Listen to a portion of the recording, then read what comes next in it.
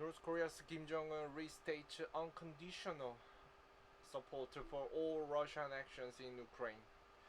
North Korean leader Kim Jong Un shakes hands with Russian Foreign Minister Sergei Lavrov during a meeting in Wonsan, North Korea Saturday. CNN North Korea leader Kim Jong Un restates he unconditionally supports all Russian actions during each war in Ukraine, as he welcomed Moscow's top diplomat to the newly built beach resort on his country's east coast. Kim Jong Un met Foreign Minister Sergei Lavrov in the North Korea city of Wonsan at a time when Pyongyang is being pulled deeper into the three-year conflict. During the meeting, Kim Jong Un reaffirmed his government's commitment to unconditionally support and encourage all measures that Russia takes in Ukraine.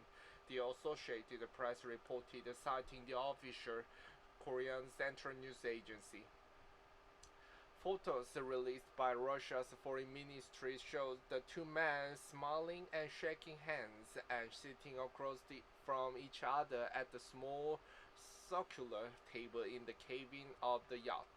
Lavrov's trip comes at a crucial time for Russian-North Korean relations, with Pyongyang set to deploy an additional 25,000 to 30,000 soldiers to assist Moscow's scaled-up assault on Ukraine, according to Ukrainian intelligence, adding to the estimated 11,000 soldiers Pyongyang sent last year.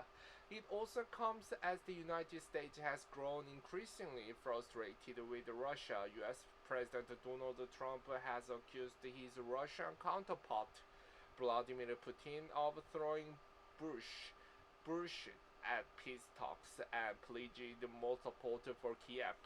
The trip could further strengthen an alliance that has the potential to reshape not only the war but the security dynamic in Asia.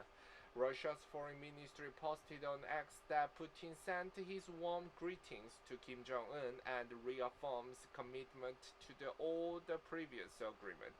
Lavrov, who arrived in North Korea Friday for the three-day visit, also met with his North Korea counterpart, Choi Sun-hee, in Wonsan Saturday, Russia's foreign ministry said on Telegram.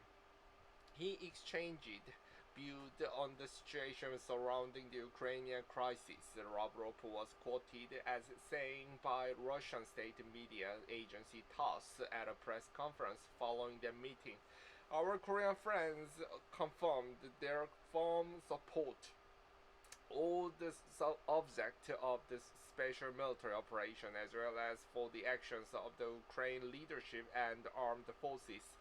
As to what Pyongyang gets in return for such support, Robert Kelly, professor of political science at Busan National University in South Korea, said the real concern is what are the North Koreans getting on the weapons of mass destruction program. Despite years of diplomacy and sanctions intended to stop its nuclear program, the Kim regime is thought to possess multiple nuclear weapons as well as missiles that can potentially reach the United States. All the Russians giving the North Korea's guidance technology, or are they giving it warhead re-entry technology? Perhaps they are giving it drone technology, Kelly told CNN's Brian Abel. Moscow is also likely paying the impoverished nation at minimum a per head a per capita price for each North Korean soldier that's been deployed, Kelly said. Sending soldiers of whom the North Korean regime doesn't care at all in exchange for extremely valuable technological stuff from the Russians is the really good boost for the North Koreans because they are getting something that they cannot make locally, he said. At the start of his meeting with Choi Sun-hee, Lavrov said he hoped Russian tourists would soon be able to visit the Wonsan resort, opened last month and hailed by state media as the national treasure level tourism city. The footage circulated online on October 8, 2024, shows North Korean troops at the training range in Sergeyevska, Primorsky Krai, Russia. I'm sure that Russian tourists will be increasingly eager to come here, and we will do everything we can to facilitate this, creating conditions for this, including air travel, Lavrov said, according to the Russian Foreign Ministry. According to KCNA, Kim Jong Un personally cut the ribbon on the spiraling Karma beachside resort with water parks, high-rise hotels, and accommodation for nearly 20,000 guests. A sweeping display of extravagance in one of the world's most reclusive nations. The Karma Beach Resort is next to the international airport. Around the indication, the project is aimed at attracting foreign currency. Last year, small groups of Russian tourists visited North Korea for 3 days ski holiday at Masinryong Resort, which has been a long-standing tourist attraction since its opening in December 2013.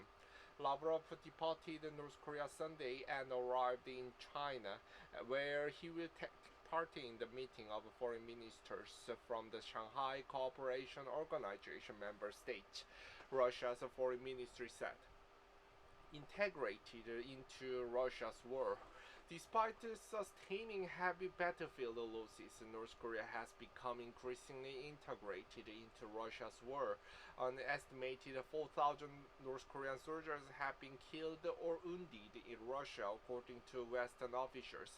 On the ground in the Russian border region of Kursk, where North Korean soldiers helped Lepo Ukraine's incursion last year, the reclusive stage soldiers are repeatedly living in dugouts, fighting and dying alongside the Russian troops. Satellite images obtained by CNN showed the cargo planes and troop transport ships moving between North Korea and Russia, hinting at major military logistics underway. Facing shortage on the front line, even as its own factories work around the clock, Russia has become reliant on North Korea for additional weaponry. Training manuals for North Korean artillery have been translated into Russian in a sign of both the ubiquity of the weapons and the increasing interoperability between Moscow's and Pyongyang's armed forces. A report from 11 UN member states last month said that Pyongyang sent at least 100 ballistic missiles and 9 million artillery shells to Russia in 2024. Russia has intensified its area assault on Ukraine in recent weeks, launching more than 3,000 drones and missiles over the past 7 days alone. However, Ukrainian President Volodymyr Zelensky said Sunday that Ukraine's air defense were performing well. He said Ukraine's interceptor drones are performing particularly well, with hundreds of Russian-Iranian Shahid drones shot down over the past week. 9 people in total have been killed in Ukraine over the past 24 hours, with a further 23 injured, according to Ukrainian authorities. CNN's Kostya Kar, Billy Stockwell, Anna Kuban, and Sophie Tano contributed to the reporting.